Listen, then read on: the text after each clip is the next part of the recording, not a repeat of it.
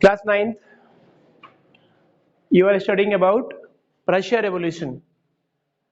The aim of the Russia Revolution was replace the monarchy and replace the hierarchy, dynastic rule, and the privilege right, and establishment of the democracy, and also the socialism.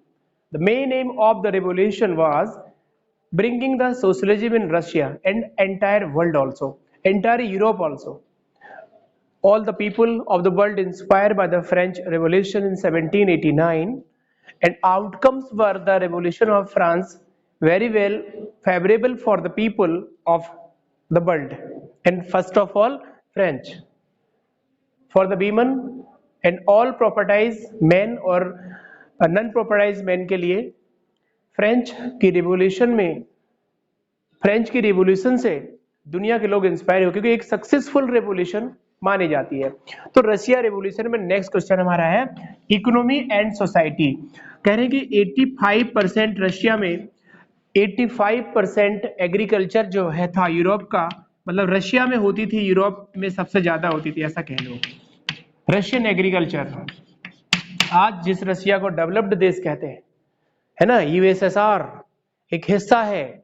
After the second world war world become a two block powerful block. एक block है Russia, एक है America, ठीक है। वो लोग, उन लोग की इकोनॉमी थी वो 85% एग्रीकल्चर पर डिपेंड करती थी। जाहिर सी बात है क्योंकि पूरे संसार में सबसे ज्यादा अगर लोग हैं, अगर इंडिया की हम उसकी बात करें, जीडीपी की बात करें, तो GDP of India depend on the agriculture. लेकिन एग्रीकल्चर का कंट्रीब्यूशन भले ही कम हो, बट मोर देन कहना चाहिए हाफ पॉपुलेशन, भारत की आधी से अधिक जनसंख्या बिलोंग करती है एग्रीकल्चर में। भले ही जीडीपी कंट्रीब्यूशन उसका 16% हो, आप 10 से पढ़ेंगे 16% और less GDP contribution in India, but 60 और मोर पीपल, 60% और more people of population of India engage in this activity, just like primary sector। किसान क्यों गरीब होता है, उसका कारण है वो मेहनत बहुत करता। 60% लोग इंगेज है, लेकिन जो जिन्स जो प्रोडक्शन होता है उसके मार्केट पे अच्छे रेट नहीं होते, यही रीजन है। दूसरी चीज प्राइवेट, हम अब जो बढ़ेगा कौन, टर्जरी सेक्टर बढ़ता है और सेकेंडरी सेक्टर बढ़ता है, क्योंकि सेकेंडरी सेक्टर में सारे मैन्युफैक्चरिंग होते हैं, इंडस्ट्रियलाइजेशन होता है, और यहाँ पर टर्जरी में क्या होता है, टर्जरी में ट्रांसपोर्टेशन होता है। ट्रांसपोर्टेशन मतलब गेहूं के आटे से शुगर मिला के और ऑयल के साथ हमने बिस्किट तैयार किए, बिस्किट मैन्युफैक्चरिंग में, फिर उसे ट्रांसपोर्ट कर दिया। तो बिस्किट जब ट्रांसपोर्ट होकर किसी शॉप पे पहुंच गए, किसी मैन्युफैक्चरर से फाइनल उस पे पहुंच गए प्लेस पे, तो उसकी कीमत बढ़ गई ना। और अगर कहते कि ऑयल से या गेहूं के आटे से या शक्कर इकट्ठे ऐसे खा लो, कोई खाता नहीं खाता। लेकिन मैन्युफैक्चरिंग है तो manufacturing having a lead role of the development of the country. जिस देश में, जिस देश का व्यापार अच्छा होता है, जिस देश की मैन्युफैक्चरिंग अच्छी होती है, डेफिनेटली वो देश आगे होता है, वो देश डेवलप्ड होता है। पूरे अब तो मल्टीनेशनल कॉर्पोरेशन हो गया बेटा, मल्टीनेशनल सबसे ज्यादा चाइना है इस वक्त। मल्टीनेशनल कॉर्पोरेशन चाइना में मतलब सबसे ज्यादा मैन्युफैक्चरिंग से लेके उनका एक्सपोर्ट इंपोर्ट बहुत ज्यादा, एक्सपोर्ट बहुत करते हैं सबसे ज्यादा पूरी दुनिया में। चाहे जो भी चीज होगी मैन्युफैक्चरिंग वो जरूर करेगा, है ना, made in China, made in China. तो पूरी दुनिया में हम जो है हम लोग क्या करते हैं, हम लोग एक्सपोर्ट की जगह इंपोर्ट ज्यादा कर लेते हैं। Oil, natural gases, petroleum, gold and silver ornament and different type of the clothes, कहते नहीं है ब्रांडेड है। ये बात जब भूल जाएंगे हम, देसी है कहेंगे, तब समझना कि हम इंपोर्ट कम कर रहे हैं। जब तक लोग कहें ब्रांडेड है का मतलब ब्रांडेड है, ये वो बाहरी से है, ठीक है, तो कहना बहुत अच्छा लग रहा है, लेकिन ये इंपोर्ट है भाई साहब। देश के पास मैन्युफैक्चरिंग इंडस्ट्रियां कम है, तभी तो हम इंपोर्ट करते हैं। उन्होंने कहा साहब इंपॉर्टेंट है, बहुत इंपॉर्टेंस है, या ये सब चीजें। जब तक हम कहेंगे देशी है और देश का ही है, स्वनिर्मित है, तब समझना कि हम एक्सपोर्ट ज्यादा करने लगे। पूरे कंट्री, पूरी दुनिया में जो देश एक्सपोर्ट, जिसका ई बहुत होता है एक्सपोर्ट, वो देश डेवलप होता है। ये भी यही जान लो, मैन्युफैक्चरिंग और एक्सपोर्टिंग सभी प्रकार के थिंग्स हम बनाएंगे और सभी प्रकार की चीजें हम बेचेंगे भी। सो यही तो है एक डेवलपमेंट का वे, एक तरीका, दूसरा है ही नहीं। दूसरा क्या है भाई? अगर हम मैन्युफैक्चरिंग भी कम पर, हमारे पास कुछ है, रिसोर्सेज बहुत है, we having a different type of the resources but unable to manufacturing over here. Just now import ज्यादा होगा, जब इंपोर्ट ज्यादा होगा तो पैसे जाएंगे ना, और जब एक्सपोर्ट ज्यादा होगा मतलब एग्जाम्पल एक देते, क्लास में बैठा हर एक रिसोर्सेज है, एक रॉ मटेरियल है, आप में से सब आईएएस अधिकारी हो जाते हैं, ठीक है, तो इकोनॉमी इस क्लास की बहुत बेहतर होगी। सपोज दैट ये परिवार है ना, ये परिवार है और हम लीड कर रहे हैं, तो इकोनॉमी कितनी अच्छी हो जाएगी। और suppose that you become a unsuccessful people, ऊपर से ड्रग्स लेने लगे, ऊपर से डिफरेंट टाइप ऑफ द आपको इंटरेस्टेड हो गए, सो आप बेकार हो गए। फिर कमाना तो छोड़िए, एक्सपोर्ट तो छोड़िए, फिर हम इंपोर्ट भी ना इंपोर्ट करेंगे और आपको खिला भी ना पाएंगे। कैसे कर पाएंगे? क्योंकि you are unable to eat, फिर आप बीमार हैं ऊपर से, प्रॉब्लम दर। इसीलिए ये सब चीजें नहीं, एक आगे वाले समय में आपको एक बेहतरीन रिसोर्सेज कंप्लीट प्रोडक्ट बनना है, ताकि भारत और दुनिया के बाजार में आप सबसे महंगे बिके। समझे? बड़ी इंडस्ट्री आपको मल्टीनेशनल कॉर्पोरेशन हायर करे, है ना, 1.50 करोड़ रुपीस एनुअली। ये लड़का, ये मतलब एक एक्सपर्ट है, बड़ा इकोनॉमिस्ट है। ऐसा नहीं है कि अरे उन्हें को पूछ रहा है, नशेड़ी आदमी है वो।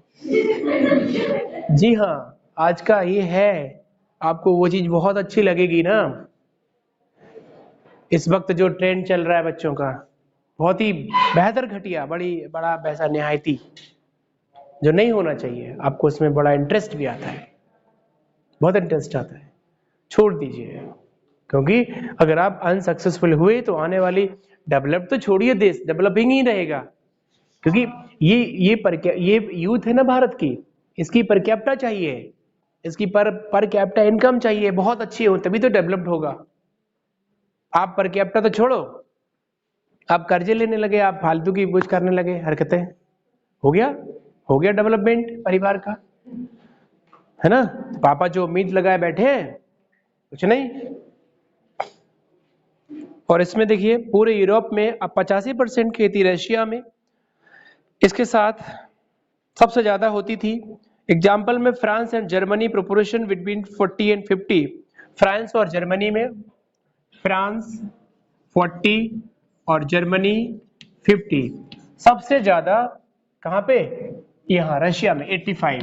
मतलब overall the economy dependency and the mostly European nation 85% in Russia, 40% France, और नहीं 50% फ्रांस, और 60%, 40% और 50%। फ्रांस में 40 और जर्मनी में 50। तो कहने का मतलब है बेटा कि सबसे ज्यादा लोग शुरुआत में प्राइमरी सेक्टर में पूरे संसार में जुड़े हुए थे। Overall in the world people engage in a primary sector or agriculture sector, but now in this time shifted from first and to manufacturing, shifted from the primary sector to the manufacturing sector. लेकिन now in this time shifting from manufacturing or industrialization to the service sector, service sector को treasury sector भी कहते हैं। इसीलिए लोग यहां पर बैठा कोई भी आदमी, मैं कह दूं कि फार्मिंग कौन कौन करेगा, आप कहेंगे नहीं सर हम नहीं करेंगे फार्मिंग। नौकरी में कौन जाएगा, तो मोस्टली हाथ उठ जाएंगे। मैन्युफैक्चरिंग या इंडस्ट्रियलाइजेशन में तो वो लोग कहेंगे कि हाँ आप देखते हैं कुछ नहीं होता है तो इंडस्ट्री लगा लेंगे, या पहले से हो सकता है दो कहे कि नहीं मैं अपने खुद का काम कुछ करूंगा। लेकिन प्राइमरी सेक्टर में कोई ना जाएगा। क्यों नहीं जाएंगे? क्योंकि आपको डर लग गया है ना, क्योंकि पॉलिसीज नहीं अच्छी हैं। जबकि backbone of the Indian economy, अगर बताइए फार्मिंग नहीं होगी तो क्या करेंगे, कैसे पेट भरेगा बताइए? Anybody want to eat the gold biscuit? किसी ने सोने के बिस्किट खाए? कोई खाना चाहता? नहीं। लेके घर जरूर दौड़ के चले जाओगे, है ना? 2 ठो डाले, चल दिए, मम्मी को दिखाए जाके, ये देखो भाई साहब 50-100 ग्राम के 2 टुकड़े हैं, 200 ग्राम है। मम्मी ने कहा वेरी नाइस, अब चलो बिकवाते हैं इसको, है ना? ओवरऑल कितना भी सुख मनाइए, लेकिन शाम को दाल खाएंगे, रोटियां खाएंगे। मतलब पेट आपका भरेगा एग्रीकल्चर रिसोर्सेज से। सोने के बिस्किट की खुशी एक पल के लिए होगी कि चलिए बड़ी शॉपिंग कर लेते हैं, है ना, ये कर लेते हैं, वो कर लेते हैं, 200 ग्राम सोना है, मायने रखता है भाई। लेकिन खाएंगे नहीं कि अरे कोई बात नहीं 200 ग्राम में क्या हो रहा, हम ही खा जाए। कोई कहेगा? नहीं कहेगा ना। आप उसको टच वो कर पाओगे, बस आप लिए रहोगे क्योंकि वो कैश है आपके हाथ में, बाकी पेट नहीं भरने वाला। तो एग्रीकल्चर रिसोर्सेज है, वेरी सिग्निफिकेंट रोल है पूरी दुनिया के लिए, है ना? Agriculture resources, natural resources having a significant role in a human life. उनके बिना कुछ नहीं है। लेकिन इसी कीमत ये ब्रिटिश पॉलिसी चलती है। ब्रिटिश पॉलिसी में क्या था, ब्रिटिश के लोग किसानों को अपना गुलाम बनाए रहते थे, है ना? तो वो पॉलिसी खत्म नहीं करने दी जा रही है, जबकि पूरी दुनिया में सर्वश्रेष्ठ आदमी है तो इंडियन फार्मर। पूरी दुनिया के वो किसान जो अन्नदाता जिसे कहते हैं, वही गरीब है, वही गरीब है। कभी कभी ऐसे वीडियोस दिखाए जाते हैं कि आप देखिए अन्नदाता की जो है कुर्ता फटा है और मंदिर का पुजारी 3-4 किलो सोना लटकाए घूम रहा है। What is this?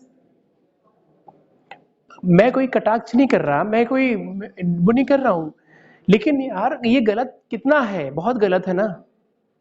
आपके कटोरे में, आपके टिफिन में कोई मूर्ति नहीं रखी होगी भाई साहब, रोटियां होंगी, पराठे पुड़ियां होंगी, सब्जियों की रिसोर्सेस होंगे जिससे आप में एनर्जी आएगी। कोई लंच बॉक्स में कोई मूर्ति रख के आता है कभी कि जय हो प्रभु पेट भर गया मेरा? कभी ना भरेगा, कभी ना भरेगा। आई प्रॉमिस टू यू, कभी नहीं भर सकता, कभी नहीं भर सकता। मैं विरोधी नहीं हूं मूर्ति पूजा का, बात ये नहीं कर रहा हूं। बात ये है कि उस अन्नदाता की कंडीशन जो साक्षात भगवान है, आपका पेट भर रहा है, आप उसको नहीं पूज रहे हो, आप उसको पूछ नहीं रहे हो। पूजती पूजना तो छोड़ दीजिए, क्रेडिट नहीं दे रहे हो उसको। खेत में मर जाता है, कोई बात नहीं, कोई बात नहीं।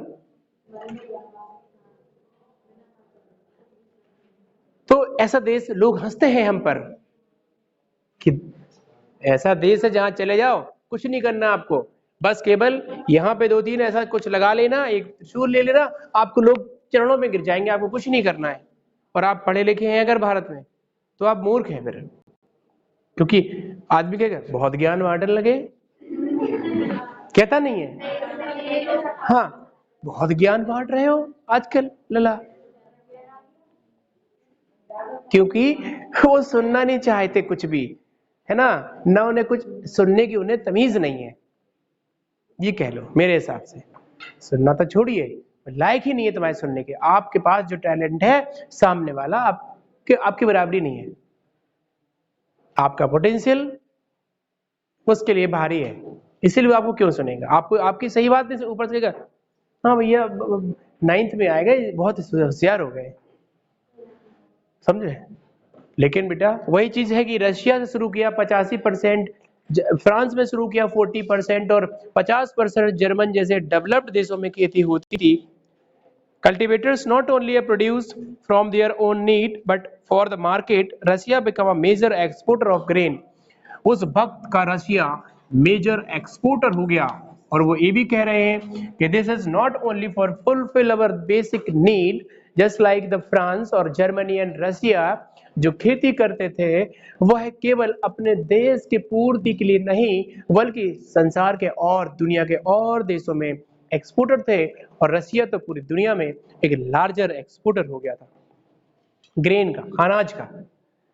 तो भाई मेरे एक जस्ट पॉलिसी बिल्कुल आनी चाहिए गवर्नमेंट से। एक रिक्वेस्ट है कि a policy launch for the people of India, farmer के लिए एक पॉलिसी जरूर हो, पेंशन हो, नहीं तो देश उद्धार नहीं होने वाला, होने ही वाला ही नहीं है। अरे ये कहो क्या?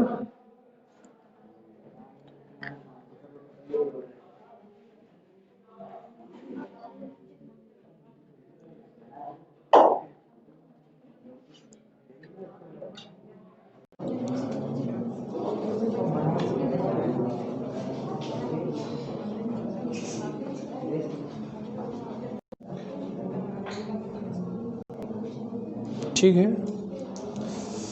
अरे यार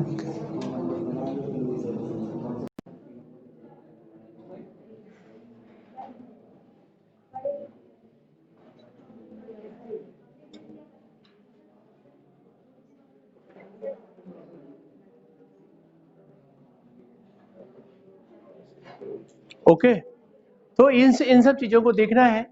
इसके बाद industry was establish in pocket Saint Petersburg and Moscow were the prominent industrial area. उस वक्त की फैक्ट्रियां जेब में थी, जेब का मतलब इन पॉकेट, छोटी थी, कम थी। Industrialization were establish in pocket Saint Petersburg और मॉस्को एक इंडस्ट्रियल एरिया उस वक्त का बन चुका था। ठीक है ना।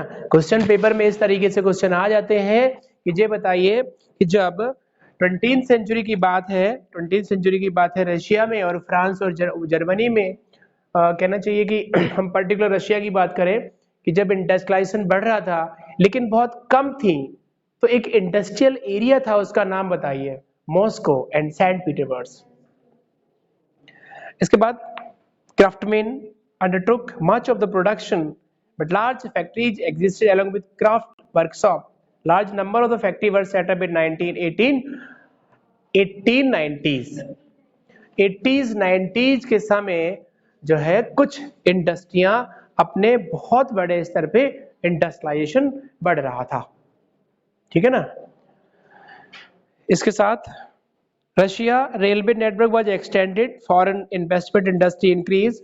रशिया में विदेशी व्यापार बढ़ा, फॉरेन इन्वेस्टमेंट बढ़ा, और जब विदेशी व्यापार बढ़ता है, फॉरेन इन्वेस्टमेंट बढ़ता है, तो फॉरेन करेंसी बढ़ती है। डेफिनेटली वो देश, क्योंकि एमएनसीज मदद करती है उस दूसरे देश को, मल्टीनेशनल कॉरपोरेशन हेल्प करती है, और हेल्प करने के बाद अगला देश जो है डेवलप्ड के मुकाम पे पहुंच जाता है। जस्ट लाइक यहाँ पे कोई भी अगर छोटी कॉरपोरेशन है तो बड़ी एमएनसी जो है उसे मदद करेगी, स्किल देगी, टेक्नोलॉजी देगी, मशीन देगी, ऐसे देगी ताकि वो छोटी स्मॉल स्केल इंडस्ट्री बड़ी हो जाए। ठीक है। Okay guys.